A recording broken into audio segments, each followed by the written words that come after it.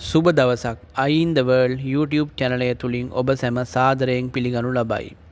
2025 නොවැම්බර් මස 17 වන දින රවිග්‍රහයා වෘශ්චික රාශිගත වීම මගින් වෘශ්චික ලග්නයට එම ග්‍රහ මාරුව කෙසේ බලපාන්නේද යන්න දැන් අපි සොයා බලමු. මෙහිදී රවිග්‍රහයා වෘශ්චික ලග්නයෙහි ලග්න භාවයට පැමිණීම සිදු වී ඇත. මේ අවස්ථාව වන විට වෘශ්චික රාශිය තුල වෘශ්චික ලග්නයෙහි ලග්නාධිපති වන කුජ ග්‍රහයා ස්වක්ෂ්‍රේෂ්ඨ බලයෙන් සහ බුධ ග්‍රහයා සම බලයෙන් ගමන් කරමින් ඇත. මෙම ග්‍රහ තත්වයේ යටතේ රවි ග්‍රහයා තම මිත්‍ර රාශියක් වන වෘශ්චික රාශියට පැමිණීමත් සමග රවි කුජ යෝගය වෘශ්චික ලග්න හිමියන්ගේ ලග්න භාවය තුල නිර්මාණය වී තිබේ. මෙම කාලය තුල වෘශ්චික ලග්න හිමියන් තමා පිළිබඳව වෙනදාට නැති අභිමානයකින් ගත කරන කාලයක් වෙයි.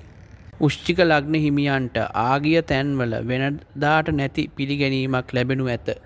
එහෙත් වෘශ්චික ලග්න හිමියා තමා තුළ ඇති කරගන්නා මාන්නය නිසා සමාජය තුළ යම් දෝෂ දර්ශනයකට ලක්වීමට ඉඩ ඇත. ඒ සම්බන්ධව අවධානයෙන් මාන්නයෙන් තොරව සමාජය තුළ හැසිරීමට වග බලා ගැනීම මගින් වෘශ්චික ලග්න හිමියන්ගේ එදිනෙදා වැඩ කටයුතු වලදී යහපත් තත්වයක් උදා කර ගැනීමට හැකිවනු ඇත.